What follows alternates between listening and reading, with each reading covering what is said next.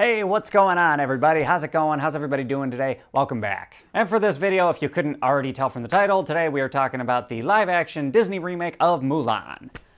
Unfortunately. Yeah, sorry guys, I hate to break it to you, but after watching the whole movie, it's just really, was not a fan. And that's obviously a real shame because, we all want movies to succeed because we all want to have a good time and we all want to, share in that good time with other people that see the movie and then we can talk about it for hours and hours and all that other good shenanigans. But on the flip side, every time I see a bad movie, doing the review is way, way easier, trust me. Because when I'm doing a review for a movie that I think is really good, I want to pay respects to that movie by not, just making it a giant cluster of a video. Because I want to make it clear to people like, hey, you should see this movie because it's got all these good things going on and blah, blah, blah, blah, blah. So I have to be like articulate and like get my point across as straightforwardly as possible. Because when I do that, it shows that I really, really care about the movie that I just watched and you should too. Whereas if I don't care about the movie, all I got to do is just lean back and say, haha, f this movie. And then that's pretty much game over. Kind of takes the art away from doing these videos, but I mean, hey, whatever. But anyway, if you are unfamiliar with the story of Mulan, it's a story that takes place in China several hundred years in the past. But all of a sudden a war is about to break out and then Mulan's father essentially gets drafted back into the army even though he's a veteran and he kind of can't walk. He's walking with a limp. He's injured, so he'll probably die pretty quickly if he does go into the army. And in so knowing this, Mulan decides to steal her father's sword, his armor, all of his stuff, and actually pretends to be a man and joins the army in his stead. And it's been a very, very long time since I saw the animated Mulan, which is kind of a good thing, so I could go into this movie a little bit more clear-headed than I normally am, which in effect gave the film a little bit more leeway, and it still didn't quite deliver, so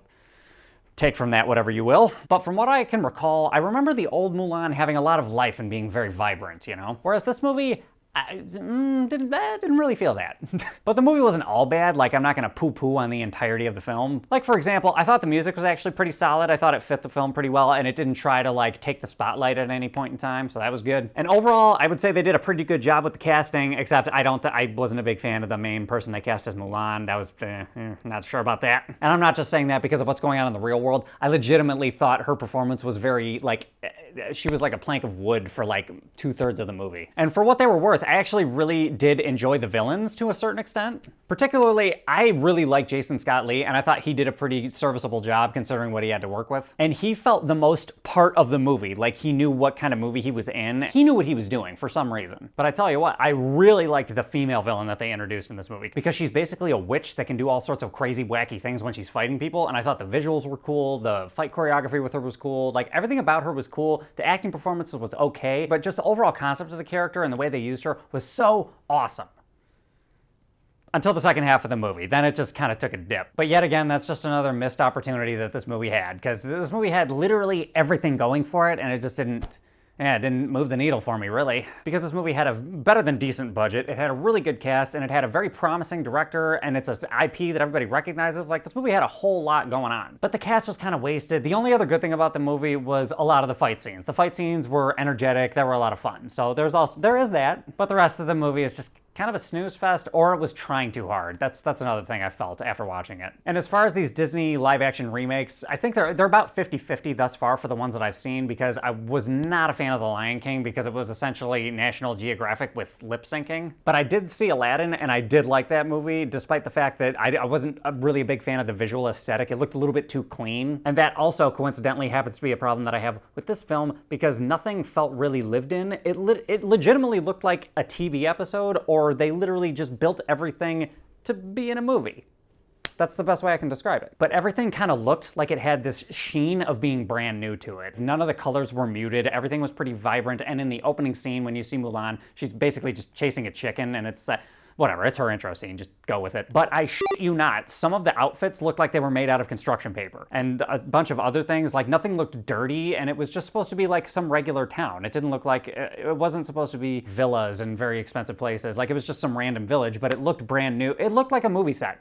Honestly, it looked like an off-TV episode from one of those old Hercules Xena Warrior Princess movies. Or at least until they got closer to like the military boot camp portion of the film, then everything started to get a little gritty, a little dirtier. But other than that, nothing in the movie looked realistic or functional. It just didn't, I don't know, it just didn't feel realistic in any way, shape, or form. And another thing I didn't like was the physics of the movie got a little bit too weird for me. Although the movie did kind of open up that way to be a little bit fast and loose as far as the physics of it went, because it did feel like it was a very kind of pseudo pseudo crouching tiger, hidden dragon kind of thing, because people float a little bit or they can jump a little bit higher than normal. But then towards the end of the movie, or like in the third act, the physics took a couple steps further to the point where it just felt wacky. Or dare I say, it felt a little cartoonish, almost as if this film should have stayed a cartoon and not been live action. I don't know, crazy idea. But inevitably, it's a Disney movie, and they're always looking for a cash grab whenever they can find one, so of course they saw their opportunity with this movie. And it sucks because they underused basically all the best parts of the casting. I don't know the names offhand of the two people that played Mulan's mother and father, but both of them actually did a really powerful performance for the, I think it was less than 10, maybe 15 minutes of screen time that the both of them had. I really felt the emotions that the both of them felt. Because they both do care about Mulan, even though they want to discipline her, they want her to do the right thing, they want her to maintain the honor of the family, but there's distress to them, and I really felt that. And Donnie Yen is in the movie. Again, not enough screen time, and he doesn't have enough time to Donnie anybody's yen, if you get what I'm saying. He did have a couple action scenes, but like, it's Donnie Yen. Like, you bring him in to fuck up everybody on screen, and just, there wasn't enough of that in my opinion. And why the hell they cast Jet Li in this movie to play the Emperor is also a complete mystery to me, because if you've seen the old one or this one, like, the Emperor is not really there to do much. He's basically there for verbal expositional dialogue, and that's about it. Because Jet Li is basically just sitting there stoic, and somebody else is clearly doing his voice, you can tell. Because his mouth barely moves, but it sounds like somebody's talking like this, or something close to that. To the point where I almost question why you even had him in the movie to begin with. Like, why didn't you have him be like a general in the army for like an opening like battle scene or something? Like something cool, but no. And the third act of this movie was just all in all kind of ridiculous. Like, I had already checked out at that point. Again, a couple cool fight scenes, a little bit cool choreography, and there was some cool character stuff in there, but I mean, it lost credibility for me at that point, so I was just kind of like, oh, okay. Partly because of, you know, all the overacting from a bunch of Mulan's comrades while they're all going through military training. That was just kind of like, ugh, good lord. I don't like to use the term cringe very often, but that's honestly the only way I can describe it. Like, the dialogue was just overly boisterous and kind of annoying, and it was just overpowering, just beating me over the head. And I'm like, okay, I'm done. Because they just say a bunch of stupid things like, I like my women buxom. Ha ha ha ha ha. And if what I just said sounded weird, the way that I delivered that line, that's almost verbatim as to what one guy actually says. Like, it's that kind of overacting, like it's very animated. Again, almost as if this movie should have just stayed a cartoon, but no, nobody wants to listen to that. But anyway, guys, overall, the movie, it's not the worst movie I've ever seen, and if you're a kid, you probably won't see all the flaws that I happened to see when I watched it. But if you're gonna ask me whether or not this movie was worth the $30 of premiere access on Disney+, it totally was not, and I really do not plan on watching this movie ever again unless I'm gonna do like some kind of joke commentary that nobody's gonna hire me for. So that being said, all other things being equal, I think I'm gonna give the movie a good 4.2 out of 10. Hopefully some of you had a better outcome watching this movie than I did, but I just, you know, in the meantime, I gotta call it like I see it. I can't say it's worth the money.